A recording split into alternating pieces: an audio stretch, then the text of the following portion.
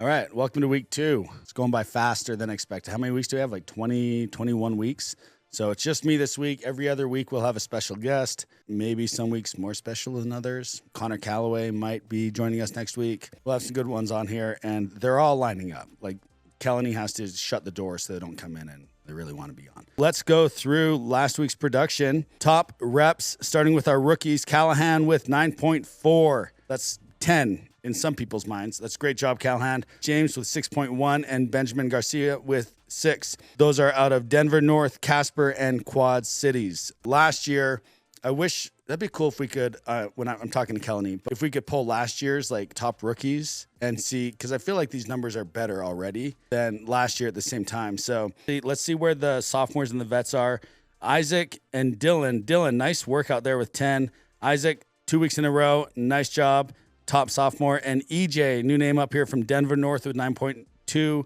Nice job, EJ. So double digits. Something kind of cool about hitting double digits is once you do, if you've never done it before, once you hit that 10, 11, 12 mark, there's a new mental lid of like, oh, I can do that, right? And now all of a sudden your brain stops thinking 100, 125, 140 to, well, if I can do double digits, then you're looking at 200. Then you're looking at 250, 225. There's a mental lid that lifts when you hit that double digits mark. It happened to me my rookie year. I was selling 7, 8 consistently, dropped down to 4 or 5 every now and again. And then I did 15 in a week. It was probably in July. It was super hot, Augusta, Georgia. And then after that, I never went back to single digits. I was like, well, if I can do 15, then 7 isn't even, that's like half, if my math is correct. Right? It's like I can do 12, and I never went back. Actually, I never went over 15 either, but I never went under double digits. So I think if you can hit that number, and if you're getting close, then my suggestion is the sooner you hit that double digit mark, the sooner your personal trend and your goals will change and adjust. And now you're going to start thinking about things like Dream Team, and it's awesome. It changes your whole summer. So congrats to the guys, Dylan, Isaac hitting it. EJ, you're right there. So top vets, this is copy and paste. It's like almost the same reps every single week. So nice work, Quad Cities. Jaime out there with 12, Jordy with 14, and Montana with 14 as well. Nice work, Jordy. Those are some big numbers. Montana, very, very consistent, like I told you guys. All 3 of you, stud leaders in our office, guys that we expect to see on the board. But I know that there's a bunch of people right below them, 4th, 5th, 6th, 7th, that are coming for you. Hold those top spots, or if you're gunning for them, make sure that you go hard on Saturdays, because I promise the Saturday productions of these guys is always high. Last week, top 3 offices, we're going with Quad Cities. Nice work, Quad Cities out there. 57 running into your momentum. 77 out of Casper. Those are crazy numbers. Perp average must be super high.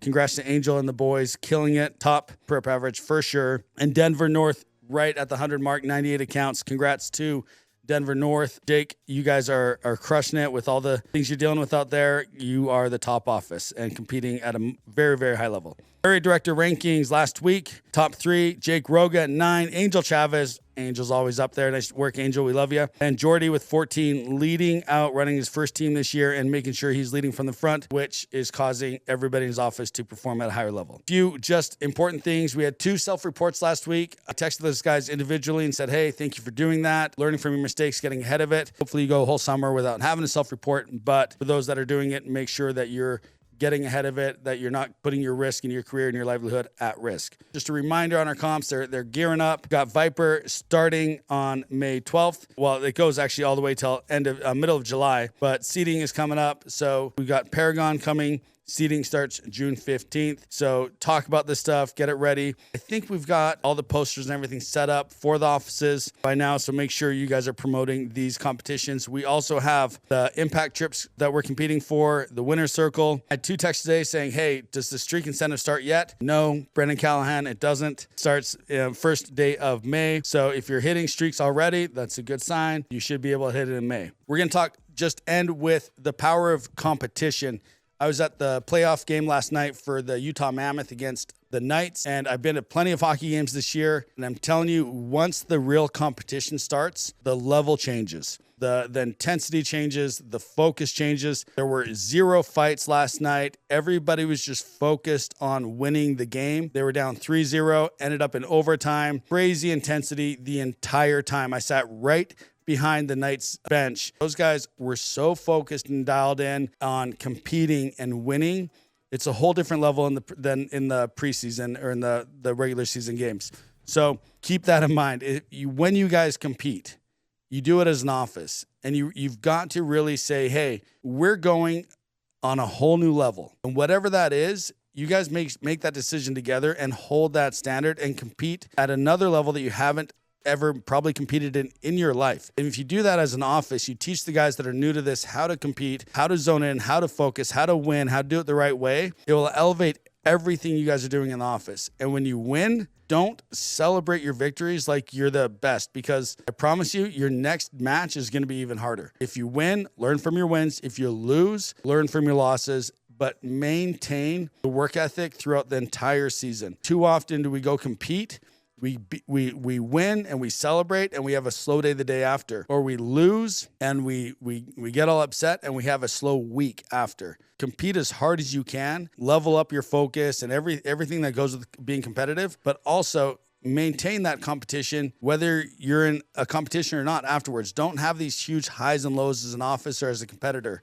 If you guys are going to go win, compete, do it, be strategic about it. Don't go all crazy one day and then bagel the next day, right? Like, just be very smart about your competitions and be strategic. You guys have to make sure you're spending the time in the tent learning about who you're going against, what their strengths are, what their weaknesses are, if you need to sell early, if you need to sell late. Don't just go into competition like, hey, let's go do better than we did and beat these guys. Be strategic. Make sure you guys have a competition, guys. Make sure you guys are analyzing what's going on with the other team so you know who you're going up against. And let's leverage our competitions to make the time go by faster and increase our sales and our earnings and have a great summer. That's it. Good luck week 3. We're already off to an amazing start. We'll break 600 accounts this week, and it's all uphill from here.